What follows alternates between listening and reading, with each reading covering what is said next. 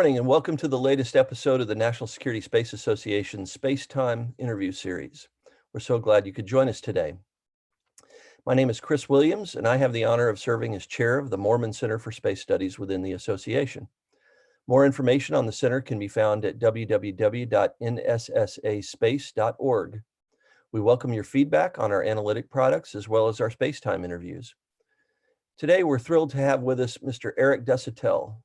Eric is a central figure in the administration's high priority effort to promote norms of behavior in space. And he's kindly agreed to provide us with a status report on the discussions over space security with various allies, partners, and other nations, and in a variety of bilateral, multilateral fora. Those of us who have had the privilege of knowing and working with Eric recognize him as a consummate professional. We're lucky to have you on our team, Eric. Thank you. Since July 2019, Eric has been serving as the Acting Deputy Assistant Secretary of State for Emerging Security Challenges and Defense Policy in the Arms Control, Verification, and Compliance Bureau at the U.S. Department of State. At the same time, since 2015, he has served as the Director of the Office of Emerging Security Challenges in the Arms Control, Verification, and Compliance Bureau at State. That office is responsible for missile defense issues, outer space security cooperation and engagement, emerging technology security issues, undersea cables, and polar security issues. Prior to this, Eric held other key positions within the State Department, dealing with space, missile defense, nonproliferation, and other important matters. And he served on the staff of the Senate Subcommittee on International Security, Proliferation, and Federal Services. Eric, thanks again for your time today and for your dedicated service to our nation. Before turning it over to our speaker, some brief administrative details. We have allocated 60 minutes for today's event, and we, as always, welcome questions from our audience, so please feel free to submit a question via the Q&A button at the bottom of your screen. I can't promise we'll get through all your questions, but we'll certainly try. So without further ado, I'm pleased to turn the floor over to Mr. Eric Desautels from the Department of State. Eric, welcome. Thanks, Chris. Good morning, everybody. Appreciate the opportunity to provide some remarks on what the State Department's role is in national security space issues. As Chris said, I am Eric Desautels, the Acting Deputy Assistant Secretary of State covering emerging security challenges in the Department's Bureau of Arms Control, Verification, and Compliance. That means I am extremely fortunate to run the office in the State Department with responsibility for space security matters and all of those other issues that Chris talked about. My office sits within the Bureau of Arms Control, Verification, Compliance, known as AVC. In terms of space policy issues, my office is focused on using the tools available to the State Department, such as diplomacy, export controls, sanctions, and working with allies and partners to enhance U.S. national security. The Office of Space Affairs in the Bureau of Oceans, International Environmental and Scientific Affairs, known as OES, is responsible for commercial and civil space activities. To think of this from a UN perspective, my office is responsible for space discussions that go on in Geneva at the Conference on Disarmament, whereas my OES colleagues focus on the work at the UN Committee on the Peaceful Uses of Outer Space, which happens in Vienna. In the Biden-Harris administration, in their interim national security strategic guidance, and in the space policy framework, we are tasked with leading in promoting shared norms and in forging new agreements on outer space, among other issues. The United States government has long sought to promote a framework for responsible behavior in outer space, including the pursuit and effective implementation of best practices, standards, and norms of behavior. The United States believes there are advantages to focusing on voluntary, non-legally binding norms of behavior with respect to national security space matters, such as the ability to adapt quickly to changing circumstances or technology, allowing new and novel uses of space to be explored rather than restricted, and to allow civil and commercial operators to have more of a voice in the development of those norms. We believe the alternative of developing a legally binding arms control agreement would take longer to develop, and crafting effective verification measures would be a significant challenge. Long-standing U.S. policy states that space arms control agreements must be equitable, verifiable, and in U.S. national security interests. Even if you could successfully define a weapon in space for purposes of treaty, how would you verify that there was a weapon on a satellite operating 300, 700, or 36,000 kilometers away from Earth? The proposals we've seen that advocate for legally binding arms control solutions are, among other problems, not effectively verifiable. But we believe that you can craft norms around behaviors that would be observable and therefore be able to confirm whether a country is meeting its commitments to behave responsibly. So what have we done to develop norms of behavior for national security space systems? Starting in 2020, the United States co-sponsored a UN resolution on reducing space threats through norms, rules, and principles of responsible behavior. The main goal of this resolution was to solicit ideas from UN member states about 3 issues. First, we asked them to describe existing and potential threats and security risks to space systems. Oh, sorry about that. Got to keep moving here or else my lights will shut off. Second, member states were asked to characterize actions and activities that could be considered responsible, irresponsible, or threatening, and their potential impact on national security. And finally, the resolution asked states to share ideas on the further development and implementation of norms, rules, and principles of behavior. This resolution was adopted by the UN General Assembly with overwhelming support, with only 12 countries voting against this resolution, including Russia, China, Iran, Syria, North Korea, Cuba, and Venezuela. In April 2021, the US provided a submission to the UN Secretary General, which is contained in UN document A/76/77, which is publicly available. This was the first time the US government put forth an interagency approved description of our views on responsible national security behavior in outer space. However, I will note that in our submission, the United States wanted to avoid being too prescriptive in our recommendations. That is why you frequently see the use of the word could in our submission. We recognize that this is just the beginning of a conversation that needs to occur both within the US government and with allies to develop specific concepts for norms of behavior for national security purposes. The next steps in this process occurred in October 2021, when the United States co-sponsored an updated version of the resolution, which called for the establishment of an open-ended working group. This OEWG, as it is known, was once again approved with overwhelming support, and this time with only 8 countries voting against it. The OEWG isn't really open-ended. Instead, the meeting will occur over the next 2 years with the goal of making, quote, recommendations on possible norms, rules, and principles of responsible behaviors relating to threats by states to space systems, including, as appropriate, how they would contribute to the negotiation of legally binding instruments, including on the prevention of an arms race in outer space. The first meeting of the OEWG will now occur the week of May 9th, and the United States looks forward to supporting the process. But even before that, the UN Disarmament Commission is scheduled to meet for the first 3 weeks in April to discuss outer space transparency and confidence building measures. This process was first started in 2018 and was supposed to conclude after 3 years, but has been delayed largely due to the pandemic. And last, but certainly not least, the Conference on Disarmament will hold discussions on the prevention of an arms race in outer space, or PAROS, during its 2022 session. The Conference on Disarmament is the international body tasked with negotiating legally binding arms control agreements. We certainly will hear a good deal about the Russian and Chinese draft treaty on the prevention of the placement of weapons in outer space, or PPWT. The United States believes there are significant flaws with this draft treaty, especially related to definitions, scope, and verification, which I am happy to discuss during the Q&A session. In addition to those formal meetings, my office holds a number of space security dialogues with allies, partners, and with other countries like the Russian Federation and the People's Republic of China.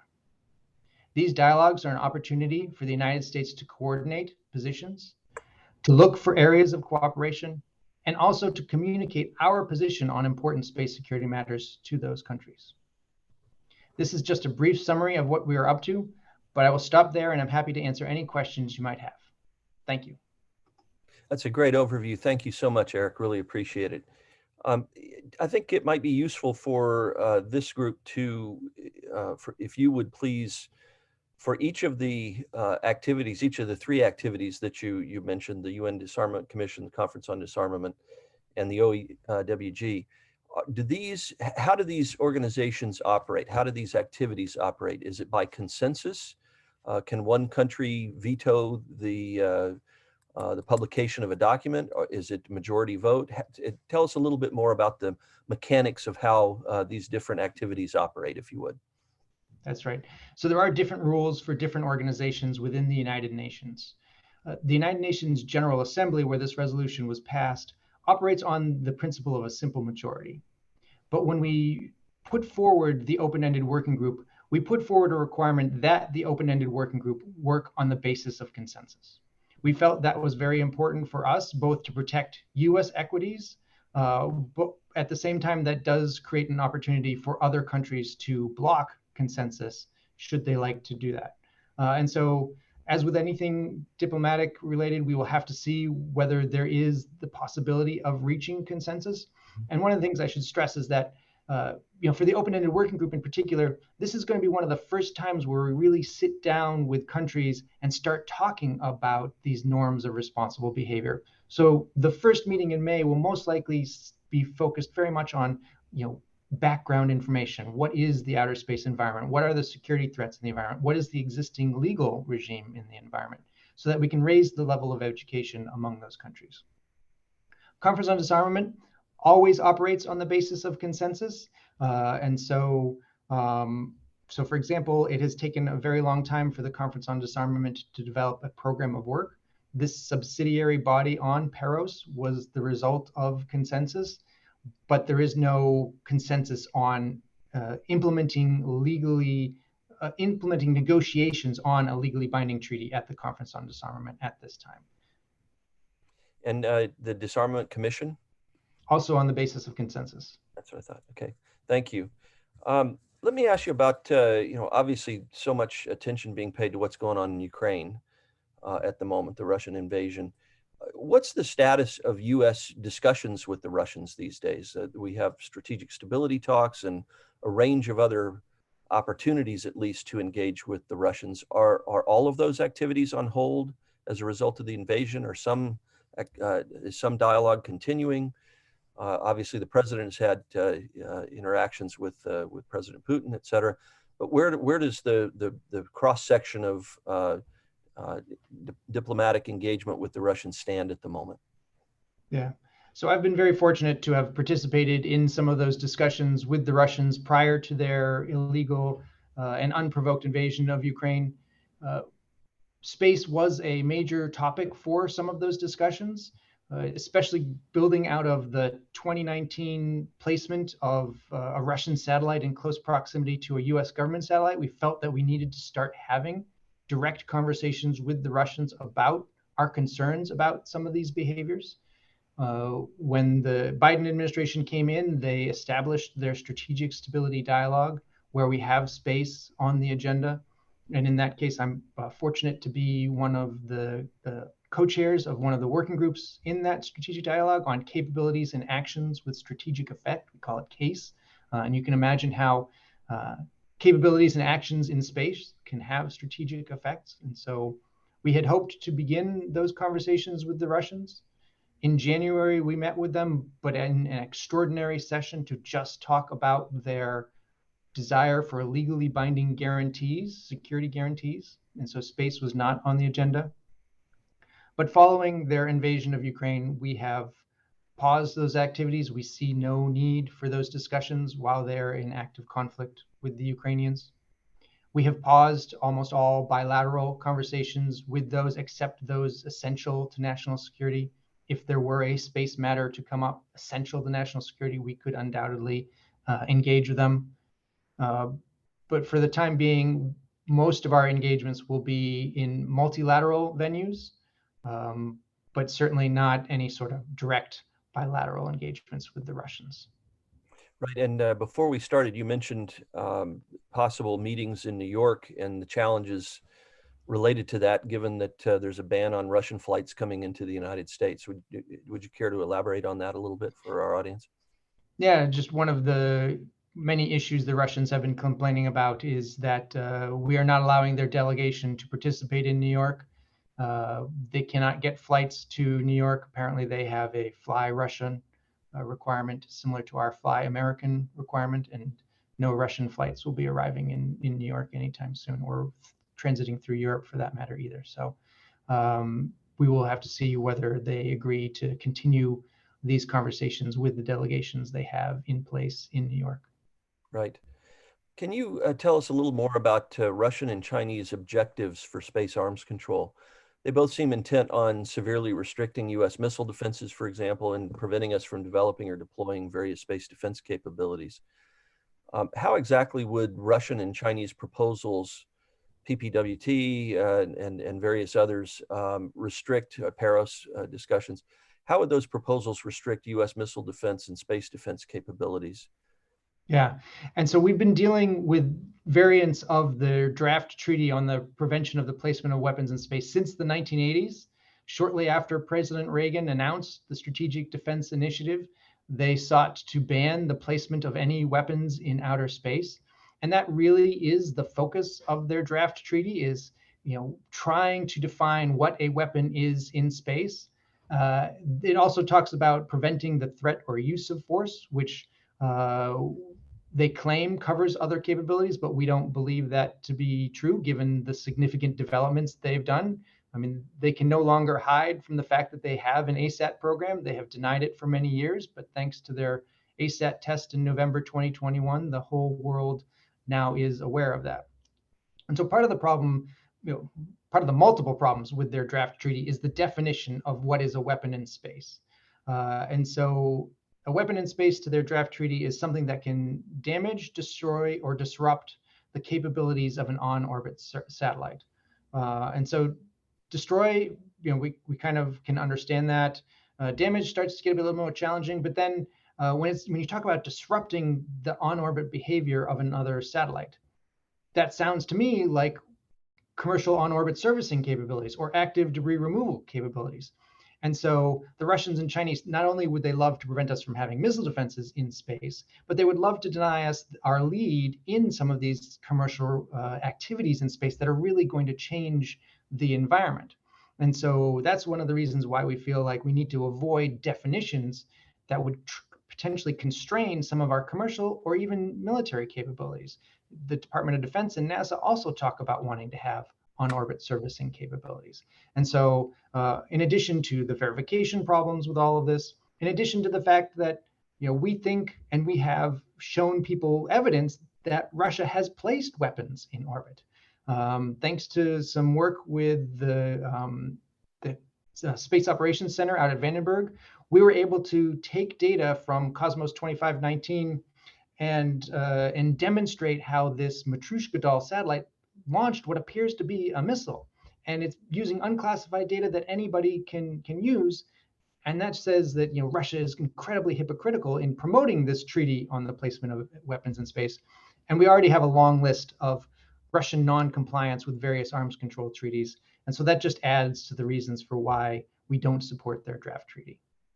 Right. And speaking of compliance, are we going into any of these negotiations or discussions through the UN or other mechanisms with the assumption that they will comply, or how do we address the fact of consistent behavior of refusing to comply with prior arms control agreements? Right.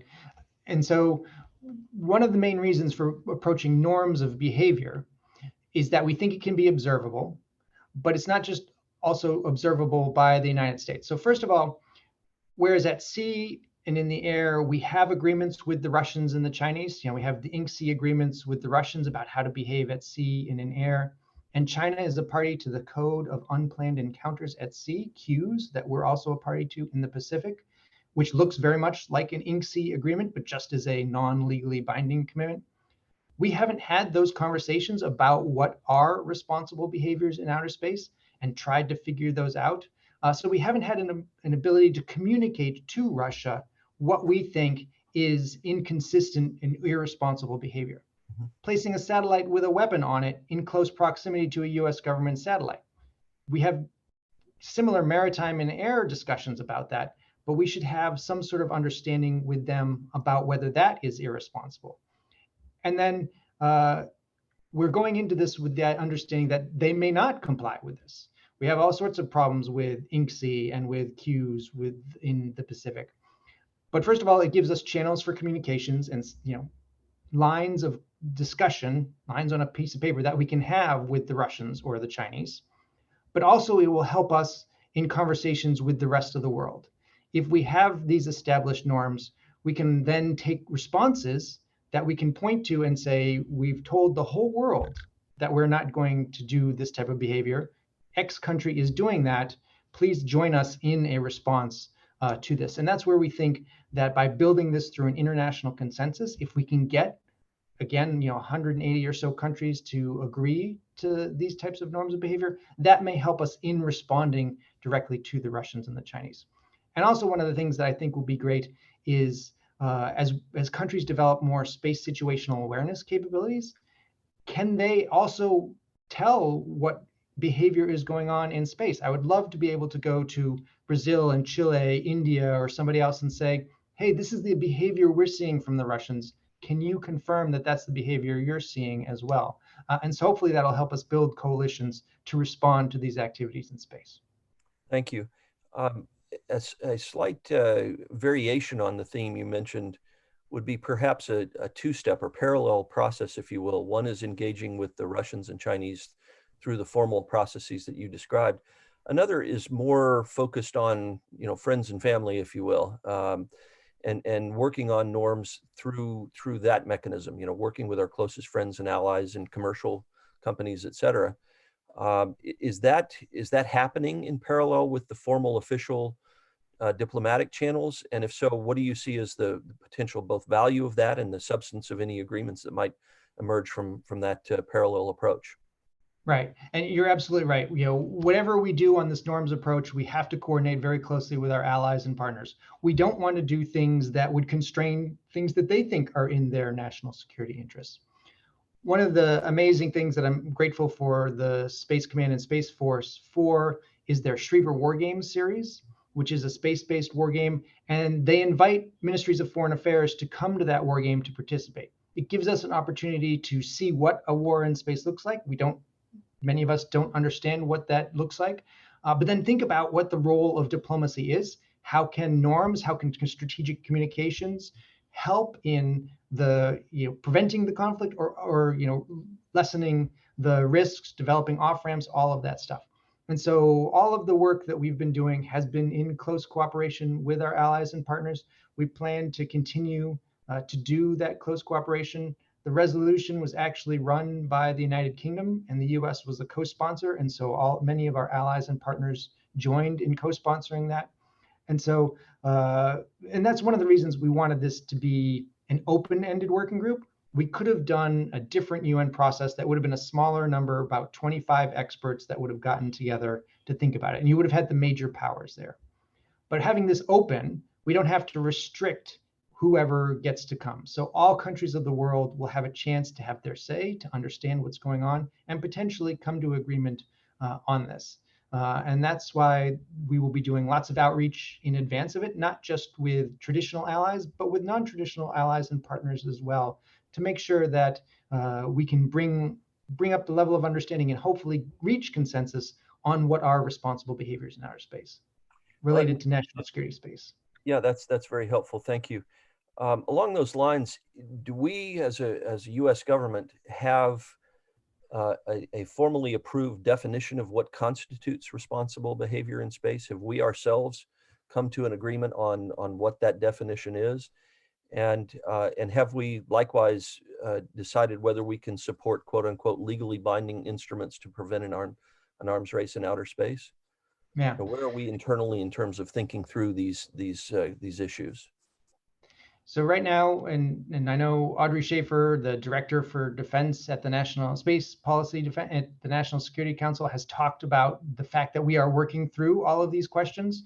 There are lots of ongoing discussions because you're right. It is very important to really get the entire interagency together to work through these issues. I could, but I'm not going to go out and establish norms, not without partnering very closely with the Department of Defense, Joint Staff, Space Force, and trying to figure out what ones are best for their perspective, but also making sure that we don't constrain activities that they want to do. ground-launched debris-generating ASAT systems can look very much like a missile defense capability. A lot of people talk about missile defense as having that inherent capability. Well, many of the treaties that we are parties to talk about objects being in orbit. And that's a very critical definition about a satellite being in orbit around Earth for missile defense purposes, for example. Missile defense occurs in space, but it is not against an object in orbit because the missile defense capability is just on a ballistic trajectory and will re-enter. And so those are some of those key distinctions that we need to consider as we think about these norms of behavior in space. And so there's still a lot of work going on that. And we are hopeful that as we go through this open-ended working group process, the United States will be able to put forward interagency agreed concepts for norms of responsible behavior. And then on the legally binding aspect of this, like I said, the space policy arms control language dates back to the Reagan administration. And it is that agreements must be equitable, which means that it covers all systems. It doesn't just bind the United States and not countries like Russia and China. Verifiable, I talked about the significant challenges there. And then in the US national security interests. And at this point in time, we have not found any proposed draft legally binding treaties that are in the US government's interest. And particularly that equitable part is where these Russian drafts fail, because they're clearly trying to constrain the United States by talking about weapons in space when they have these whole series of ground-based systems, ground-based missiles, ground-based lasers, ground-based jammers that don't appear to be covered. And also there's nothing in there about researching or stockpiling. All of those things that are covered in normal disarmament treaties are just left out, which would allow the Russians and the Chinese to just continue to build up those capabilities. At one level, I have to say it, forgive me, as a recovering arms controller myself, I spent time in Geneva on the defense and space talks back at the turn of the time of the dinosaurs. But I just can't help myself. I'm shocked that their agreement is grossly tilted in their favor and aimed at the heart of key U.S. national security systems. But you mentioned, for example, debris generating tests. So let me ask you this about that topic. Some non-governmental organizations have recommended a unilateral U.S. moratorium on kinetic energy ASAT tests that generate debris.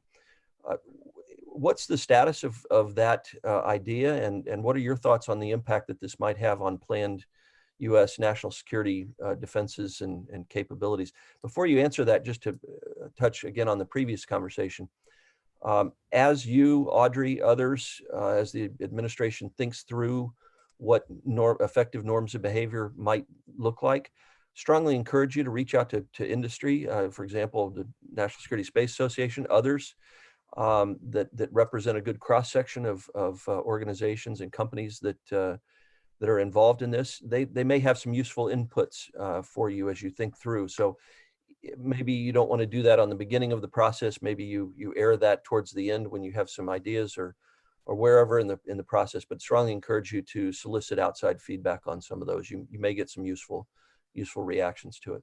But moratorium on kinetic energy ASAT tests that generate debris. Yeah, but first on that point, I appreciate the idea, of reaching out to industry. Again, one of the reasons we want to focus on norms of responsible behavior is because industry can have inputs. We can have industry on our delegation so they can see what we're up to. Whereas the work at Geneva that you're aware of, tends to be the government officials behind closed doors, not seeing public light. So fully agree that we need to reach out to associations like yourself and others in industry because we are conscious of not constraining U.S. capabilities.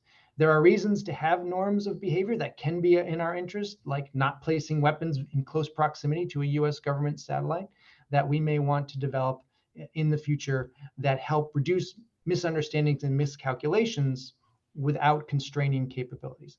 Because as you talked about, our policy is both to protect and defend, but also we'll need to deny hostile uses of space as well. China is putting lots of satellites up, and we need to be able to have those capabilities to defend ourselves in a conflict. But regarding kinetic ASATs, Obviously we saw this incredibly irresponsible test by the Russians in November of 2021. It caused the astronauts to shelter in place on the International Space Station. It has created at least 1,000 or so pieces of debris that are just floating up there at risk to many satellites, especially some of those like SpaceX Starlink systems. And we're starting to see lots of potential collisions, conjunctions for those satellites occurring. And same thing, of course, with the Chinese test in 2007 against their own weather satellite. That was at a much higher altitude and has created much longer lived debris that is still up there. Pretty much all of that debris is up there and will still be up there for a much longer time to come. And so there is a good good work that could be done in trying to figure out how we prevent these tests of debris generating ASAT systems. Can we come up with language around not doing those tests? But one of the key concerns, of course, as I discussed before, is how do we not constrain our missile defense capabilities? Obviously, we conducted Operation Burnt Frost in 2008 using one of our missile defense capabilities. And so constantly in conversations with the Russians and the Chinese, they claim that that system is an ASAT capability. And so whatever we do around a norm on ASATs, we have to be careful to protect our essential missile defense capabilities, because we don't want to be constrained in how we defend ourselves against the incredibly growing North Korean and Iranian missile threats, which again, the North Koreans demonstrated just a couple of days ago. Right. And speaking of burnt frost, as you know well, the Department of Defense has long had a clear policy of minimizing debris in various testing activities, including missile defense tests. And you mentioned Operation Burnt Frost. It was specifically designed to minimize long-lived debris, as you, I think, know. Do you know whether the administration believes that that policy is no longer sufficient to protect the space environment, or are they looking to add more layers on top of that? Or why is that? Why is current policy for the department to limit debris going into any such testing that occurs in space not sufficient? I mean, I guess, we point to Operation Burnt Frost as a responsible use of an ASAT system, right? It was done, like you said, at a sufficiently low enough altitude that the debris was out of the space environment within a year. And it was done at an operational altitude where there wasn't a whole lot of operational spacecraft at the time. And so one of the things for all of us in these conversations is, how do we prevent the irresponsible tests? How do we prevent the tests that are at an altitude that the space station is going to travel through? How do we do the ones that will create long-lived debris? And so it's a matter of working through all of this. I don't know that we've really considered what is or is not acceptable, but certainly, right, I have to imagine that if lives were at stake, as were the concerns that President Bush had in 2008, that any president would be able to make that decision that in the interest of self-defense, we will defend and prevent something like that from occurring. Right. Thank you. Speaking of self-defense, as a matter of international law, and this may be a better question for one of your colleagues there in the legal advisor shop, but I'll aim it your way nonetheless. As a matter of international law, does the U.S. recognize a right of self-defense in the space domain, just as it does in other domains? And does that right of self-defense in space extend to defending against a Russian or Chinese ASAT before it destroys a critical U.S. spacecraft? Where do we draw the line here? So certainly we, in many of our policy documents, in our submission to the UN Secretary General, we talk about how we recognize that the inherent right of self-defense applies in space, that the UN Charter applies in space. We have seen Russian public documents that say the UN Charter can't apply in space because it was drafted before space was really a domain. We disagree, obviously. And so to us, yes, self-defense applies in space. But from the broader policies perspective as to when the Space Command would have to invoke self-defense, I would encourage you to ask them that question, because there are incredible challenges about that, especially as we talk about allied craft. How do we defend our allies and partners? How do we defend commercial As you know, the Department of Defense is heavily reliant on commercial systems for many of their capabilities. And so those are all discussions that I know are going on within the US government. That's great. Thank you. I have a question from the audience, in this case, Teresa Hitchens. She says, "Hi, Eric. Can you speak to how Russia's jamming in Ukraine and Rogozin's statement that hacking Russian satellites would be considered an act of war might affect thinking about norms in general, and especially during the upcoming OEWG?" Thanks for that question. So obviously, we've done a lot of work on space and cybersecurity. The last administration put out a whole policy on protecting spacecraft against cyber threats. There are a whole series of those threats. I understand that entities like the Department of Homeland Security have done a lot of work on trying to go after what our cybersecurity threats are, whether it be the RF energy from these satellites, or whether it be the typical sort of cyber attack against these satellites. Obviously, those are things that we need to consider. Many of the norms we are talking about focus on peacetime uses of responsible behavior of these capabilities.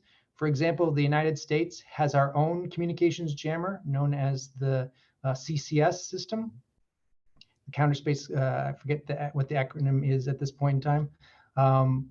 But we think that jamming is probably a normal part of conflict. But jamming in peacetime that disrupts activities of civilians, for example, Russia's jamming of GPS during the Trident Juncture exercise off of Norway that caused aircraft or fire and civil to be unable to use GPS, that is an irresponsible behavior. And perhaps there are norms of behavior that we can work around there. And so all of these issues were already factored into issues we'd want to raise at the open-ended working group.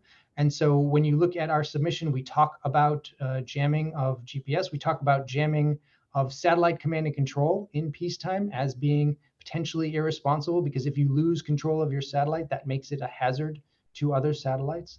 And so there's a lot of work that can be done on all of these various cyber attack methods, jamming methods, that we look forward to having discussions on in the open-ended working group. Thank you. Let's turn to China for a moment. China has rejected various calls to engage in talks aimed at limiting their nuclear weapons programs, what U.S. Strategic Command Commander Admiral Richard has termed as China's strategic breakout. What do you see as Beijing's primary interests in arms control, and when might they engage in discussions on limiting nuclear weapons? And if they refuse to participate in nuclear arms control, why should the U.S. engage in negotiations to limit space defenses? And so that's a really interesting question. I find it unusual that China, on the nuclear side, refuses to engage in any sort of substantive arms control, either bilaterally, trilaterally, multilaterally related to their nuclear weapons. But on the space side, they are the primary co-drafters of a treaty on the prevention of the placement of weapons in space. So clearly, they are seeking constraints. Obviously, as we've talked, we see significant flaws on this. And so we don't feel that the PPWT is the way to go in terms of legally binding space arms control. Should the United Nations and the Conference on Disarmament take up legally binding arms control, we don't think the PPWT is the right approach to that. And so I think from a bilateral perspective, I'm more interested in talking about norms of behavior with the Chinese. We have had good conversations with them in the past on norms. We've over multiple administrations, we've had a space security exchange with the Chinese.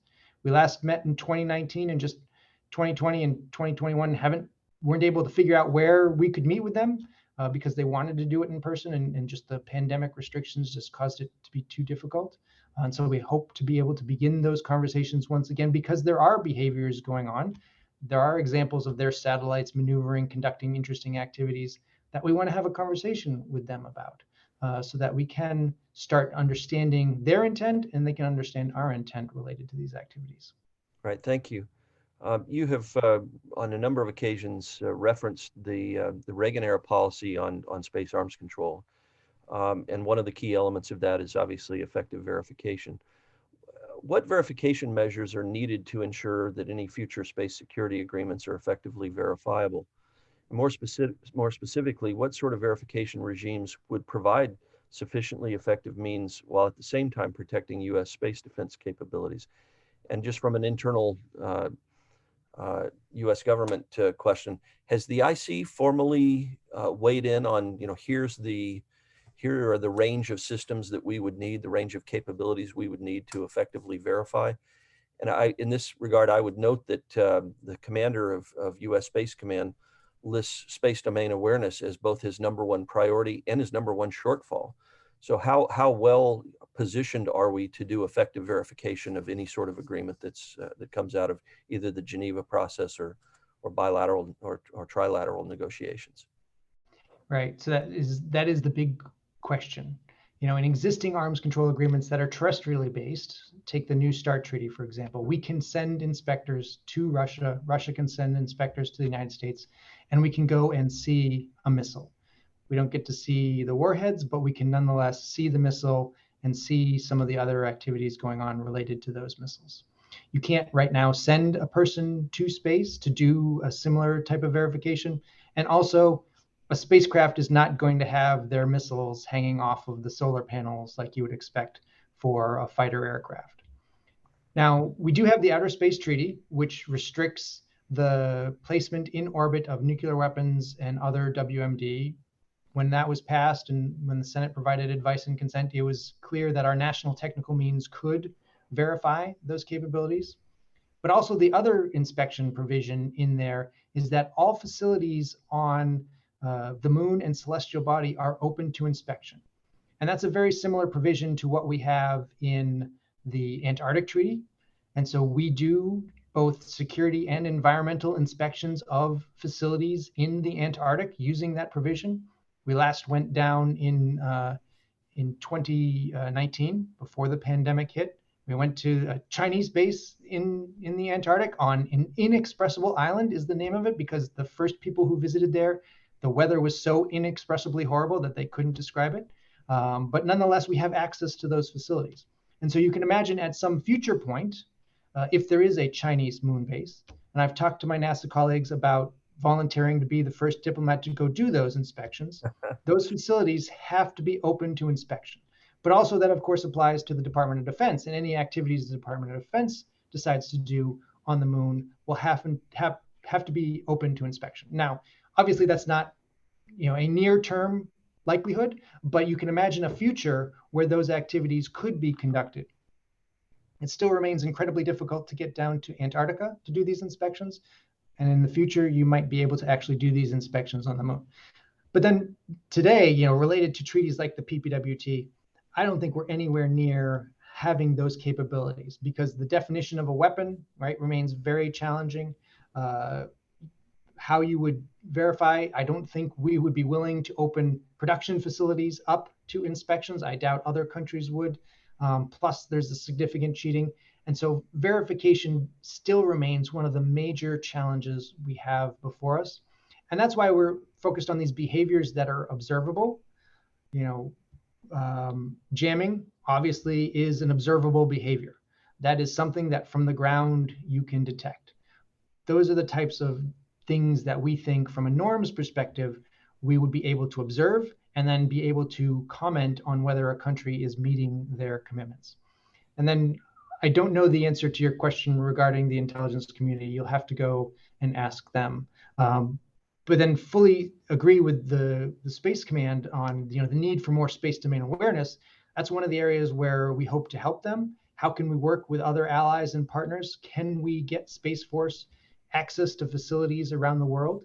But also the Commerce Department, if they can get the open architecture data repository open, that could help us bring in many countries providing data to the ability to conduct space traffic management. So can you look ahead a little bit, pull your crystal ball out of your drawer there? For the three sets of activities that you described before, again, the UN Disarmament Commission, the OEWG, and the CD, can you give us what you think might come out of these discussions, say over the next 6 months or year or 2 years, whatever time frame you wish to choose? Right. So I'll start with the open-ended working group. That's a 2-year process. we hope to meet twice a year in 2022 and 2023, with the last meeting in 2023 hopefully producing a report on norms of responsible behavior. We will see if we can get there, but nonetheless, having the international community discuss those norms of behavior, I think, will be hugely beneficial, because we really haven't ever had an international body look at norms of behavior in space. Then the UN Disarmament Commission is still trying to figure out where in its process it is. It's supposed to be a 3-year process. It met 1 year, but then has not met the other years. And when it last met, there has been a lot of turnover in the United Nations system. You can imagine staffs in New York having been switched out quite a bit. And so a question for that group is, do they start at year 1 again, or do they start at year 2? And then you can imagine year 3 being the drafting of some sort of final report. And I distinguish between the open-ended working group, which will focus on norms of behavior, and the UNDC, which will focus on transparency and confidence building measures. And so you can imagine a whole series of other transparency measures that might be helpful to reducing misunderstanding, whether it's launch notifications, exchanging space policy documents, those types of things that can be different from norms of behavior. And then the Conference on Disarmament, we will have discussions. They will be very similar to the discussions we've had in the Conference on Disarmament since the 1980s. I mean, you can go back and look at the UN record in the 1980s, and it looks very similar to the conversations we're having today. I don't believe the Conference on Disarmament will get a negotiating mandate for any sort of legally binding agreements. We're a bit stuck still on the Fissile Material Cutoff Treaty, which is our US priority in the Conference on Disarmament, and that is being blocked by other countries. And so until such time as the FMCT can move forward, I don't see any other issues moving forward in the Conference on Disarmament. Well, in the arms control world, what goes around comes around, and I and some other folks on this call, I think, were around in the early stages of the Fissile Material Cutoff Treaty and various other things. So some of these ideas never die, do they? I have a couple of other questions, and we'll then turn to a number of questions that our audience has proposed. Can you talk a little bit about the impact that the sanctions that have been levied against the Russians in particular, but maybe the Chinese as well, the impact that those sanctions are having on military or dual-use space systems and programs in Russia or China? Yeah. And so from my perspective here at the State Department, we're probably not going to be able to get the Russians or the Chinese to ever abandon their counter space capabilities. But to the extent we can use export controls and sanctions, some of the monetary policies that we've put in place to slow those programs down, cause them to have greater costs because they've got to source other materials, they've got to develop it themselves rather than buying highly capable US or European systems. I think that is going to have a tremendous impact in, first of all, giving us time to prepare our own defenses against those capabilities, but also hopefully throwing a wrench in their capabilities as well. And that's where working with allies and partners is particularly important on these issues. We have, the OneWeb company launching off of Soyuz spacecraft. We have the European Space Agency had been launching Russian Soyuz aircraft from French Guiana. And so the more we can deny Russia these streams of revenue, the better that will be, because it will cost them more to be able to develop and design their own counter space systems. And so we've seen some complaints from the head of Roscosmos about our sanctions, preventing him from doing those things. And so I think that's great, and we should continue to keep those up so that they're not allowed to use these, either the money, the technology, or whatever, to help build their military counter space capabilities. And the same, of course, applies to China. We need to continue the steps that we've taken to prevent them from accessing Western technologies that they want to get at.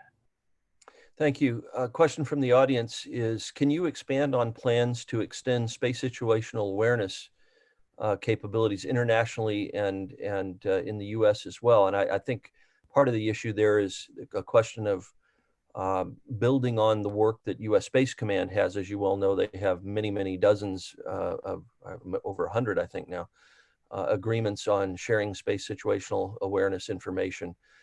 Can you talk about the status of those discussions and where the broader issue of space domain awareness or space situational awareness might go internationally and as an opportunity to cooperate with friends and allies and others? Yeah, I'll leave the specifics to Space Command and OSD Space Policy that really are the focal points on these space situational awareness sharing agreements. But I will say we are very supportive of going out and working with allies and other partners on the development of their space situational awareness capabilities. The Chinese are talking about putting telescopes and other capabilities all over the world as part of their Belt and Road initiatives. And the more we can do to work with those countries to offer an alternative, to show them that we are there to actually train them to do this, to teach them how to be able to track satellites in space, to participate in US activities. The Commerce Department's Sprint Advanced Concept, SAC-T program, where they bring in foreign countries to work on how you would do space situational awareness and space domain awareness, is just an amazing example of how we want to partner with foreign countries to help encourage their capabilities and not just plop something down that they never get access to because the Chinese use up all of the time on that. Another question from the audience is the Russian Federation has been openly hostile to the working group and disrupted a preparatory meeting in February. Are you confident that the Russian Federation will not continue to disrupt the meeting in May and follow-on meetings and run the clock out on the working group? It's a very good question. As we talked about, if the Russians can't get to Europe, they may block the progress on the open-ended working group. But we'll just have to see where we are in the May timeframe. We will have preparatory meetings in advance of that where we will make our arguments for why this should go forward, and we will have to just see what the Russians bring forward as their concerns about the discussions. Some critics have suggested that certain Department of Defense programs focused on cislunar space may violate the letter or spirit of the Outer Space Treaty. Do you have any comments on that? I gather the concern is that having uniform military folks involved in whether it's exploration or even monitoring the cislunar environment somehow taints space in a negative way or militarizes space. What's your take on that, Eric? So I'm not aware of what those Department of Defense programs may be, but obviously we will have to view them in light of the Outer Space Treaty, which does prohibit having military installations and forts on the moon, but it doesn't prohibit the military from doing scientific research.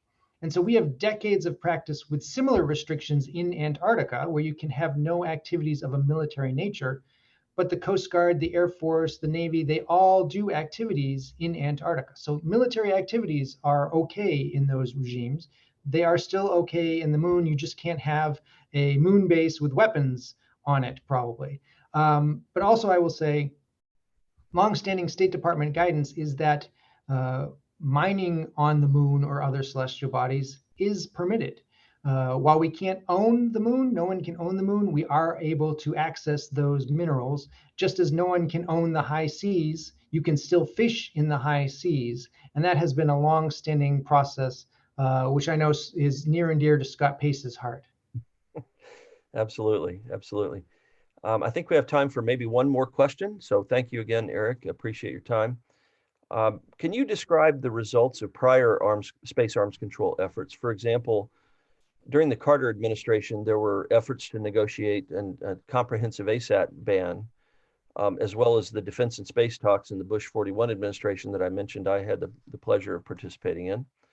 Along those lines, it's worth noting that President Carter terminated US participation in those ASAT talks following the Soviet invasion of Afghanistan.